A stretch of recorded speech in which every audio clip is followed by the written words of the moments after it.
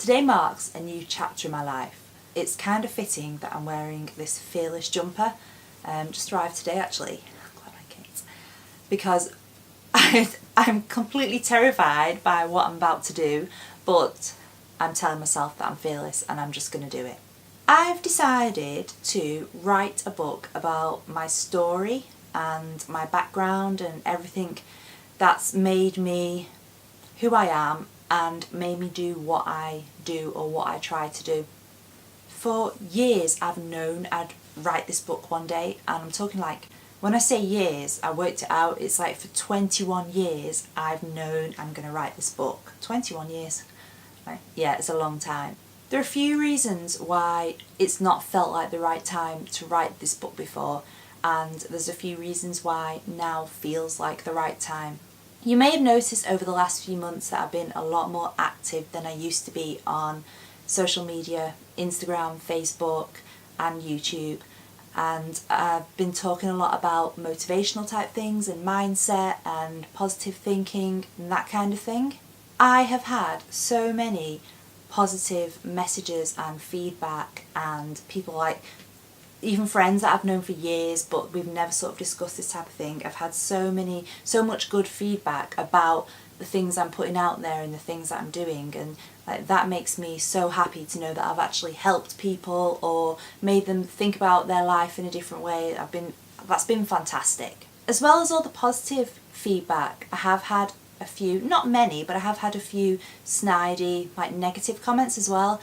People are rolling their eyes at me if we're talking, and people just saying to me, oh, like, I've seen what you put on Instagram, you're just doing it for the likes. And even like people who I've never met before messaging me, telling me that I'm really superficial, and who am I to be able to be like qualified to talk in this way. And you know what? I can understand where they're coming from, because if I see someone, say, let's just say Instagram, because that's like the channel that I use the most.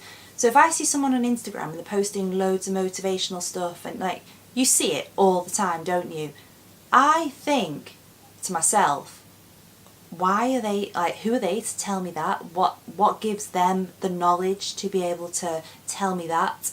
So I can understand when people say to me, who are you to put information like that out there? Like, what's your knowledge about it? How can you say you understand what someone's going through? But obviously those people don't know my background.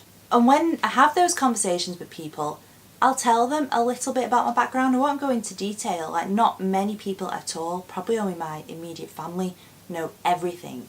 But I will say a little tiny bit about my background and my health and why I am the way I am. And all of those people, once I've said that to them, they'll go, oh, you make so much more sense now. I understand where you're coming from. I understand why you do what you do. Like, the picture fits so much better. And they're like, yeah, keep on doing it. It's really positive. Keep doing what you're doing. So it turns into a positive in the end. I was having that conversation with someone this week, and for the first time ever, I don't know why I've not thought of it before, I thought to myself, why have I never put my story out there? So I've got a lot of where I'm at now out there, and I did touch on it a little bit. I've got a video on my YouTube that I did for Tim Marner. I did his podcast, and in that podcast interview I talked a tiny little bit about one tiny like speck that happened during my really bad period of my life. But other than that, I've never put my full story out there. And so how can people understand where I'm coming from if it's not out there for them to read or see or watch, or however like format it's going to be? And I was talking to my brother about it today, and he was listening, and then he just looked at me and he said, it's time for you to write that book now. And it just felt right. Like, we've had this conversation so many times, and I'm like, no, I'm not where I want to be yet, like blah blah blah. But when he said it today, because I'd listed like 3 or 4 encounters with different people I've had this week that make me feel a certain way, and he just said it, and I was like, do you know what, you're right, now is the time for me to write this book. I'm not gonna lie, I'm feeling completely overwhelmed about the actual process of writing the book, just the in-depth amount of work I'm gonna have to do. And I'm also quite scared about if it's going to trigger memories for me or flashbacks, because occasionally things do happen in my life and it will give me a flashback of something I vaguely remembered before, or I may have even forgot that had happened, but something traumatic from my past. I will have a flashback triggered, so I am a bit scared, like purposefully delving into it again, that it's going to make me feel not very nice or bring back memories that I'd rather not remember. I'm also very aware that not only do I want to just tell my story, but I don't want it to be draining and negative and like a sob story. I want to be able to show the lessons that I've learned from each thing that's happened in my life, and the process of how I have gone from being a very negative, down in such a low place person to having a positive outlook and being so, I think, mentally strong and being capable and being able to mentally support myself and be happy. I want to show how I've actually got from being so low to being where I am now.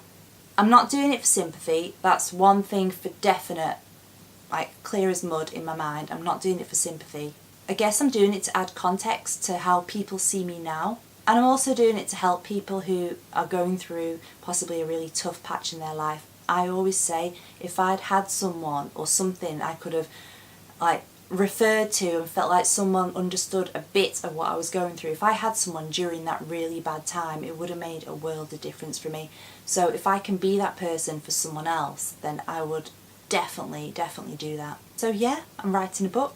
It's no doubt going to be a really lengthy process and it's going to take a long time, but I guess I'm doing this video for a couple of reasons.